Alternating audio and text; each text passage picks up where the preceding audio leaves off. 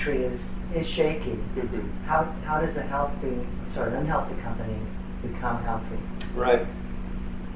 Well, it starts with the leader.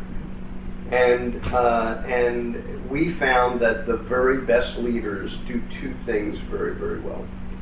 One is that they are self-aware. They really understand themselves.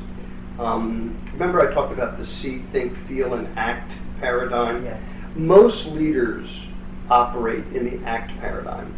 What do I do today? What's my list look like? But it's the perceptions. Are they blurred or are they clear about themselves and others? Is their mind open and curious, or is it closed and prejudiced? Are they feeling positively or negatively? That's all going on inside of them. And so that self-awareness is very, very important. That influences the behavior. The second part is a leader who is open to change, who is learning all the time. I remember the late Anita Roddick, who started the Body Shop. She said to me once, she said, every day I wake up, I reinvent my leadership. And I've heard that over and over again from CEOs, is that they are constantly learning and looking inward in order to perform outward. Right, that's lovely. In fact, I was speaking with Daniel Pink about this yesterday, and we were talking about leadership and organizational health a bit, and he shared a lovely metaphor. You have 25,000 mornings, and what are you going to do with them day after day after day? So I think it's aligned with what you're telling me. So when does a leader know that it's time to leave? I'm not living up. I'm not healthy. I'm not trying. How do you know these things? That's a great. Well, first off is that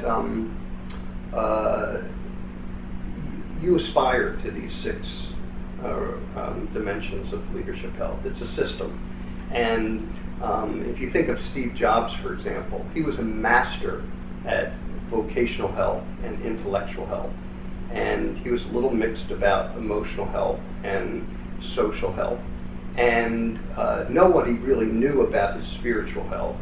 He died because of his physical health. So nobody's perfect, but you aspire to these six.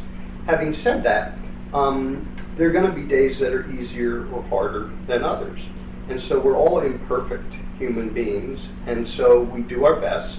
We make choices. Sometimes our choices are bad choices, and tomorrow's another day. And so we have to challenge ourselves as human beings to be the best leaders that we possibly can be, but also be gentle and forgiving when we fall down. Now, your question about when it's time for a leader to leave. One is when a leader loses their meaningful calling or higher purpose about what they're doing. Two is when they feel disengaged or burned out, and they have trouble getting up and continuing to come in and do the work with the same passion and the same optimism and hope that they used to. Another reason is when they get stuck in their negative emotions. They're frustrated and angry or anxious most days. They may not have to leave the job, but they may need to shine a light inside themselves and learn a little bit more about why they're feeling that. And then on a positive side is when the leader has executed her legacy. Some leaders, I remember Andrew Dimitrov, who runs the Australian Rugby League, said to me that he walked into the chairman's office when he first got the job, and he says, "We are sharing this job for you, and we want you to think about your legacy on day one." And I love that, because if you think about your legacy on day one, you can then grow into and execute your legacy. And some leaders have executed their legacy, and they know that it's time to leave.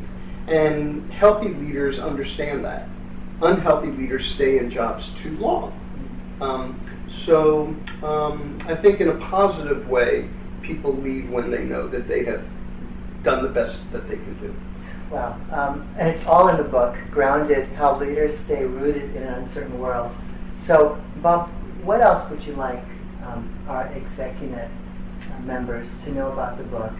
And I'll add, I believe they should all read it, but tell me why you think they should all read it. That's a great question.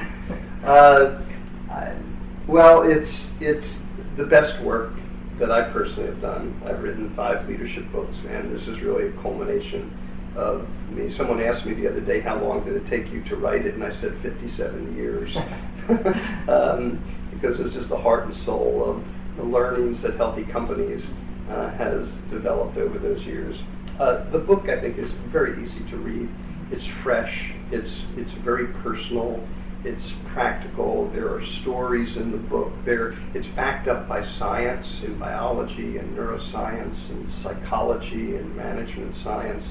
And I think it's very personal because leadership is personal. And I got 3 things that I would hope that you would get out of the book. 1, that you would come away healthier and more fulfilled as a person. 2 is that you'd be a more effective leader. And 3 is that you would see your responsibility in the world to leave the world a little bigger and a little better than you found it. And that's really why we wrote Grafted. What a lovely, lovely purpose. So what lies ahead for you and what lies ahead for your company, Healthy Companies? Well, we are incredibly excited. 1, because we feel we've written a book that can touch people all around the world. It's global.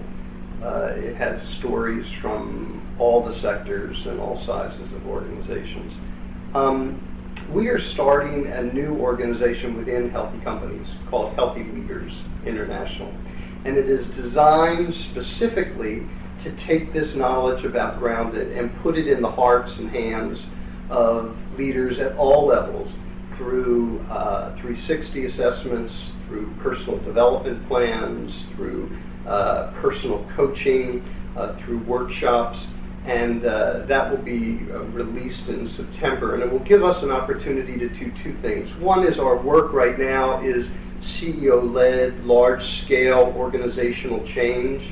So now we have opportunities to teach people in the belly of the organization with these tools. And secondly is we can come in from the middle of the organization and help people without necessarily working with the top of the organization, because so often change starts in the middle of the organization, and it's the people in the middle management that teach up, and so the senior executives have the enlightened shedding of light, from the middle. Right.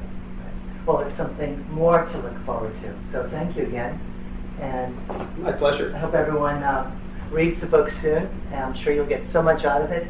Thank you again, and we'll be hearing more from Bob and Healthy Companies in the future. Thank you.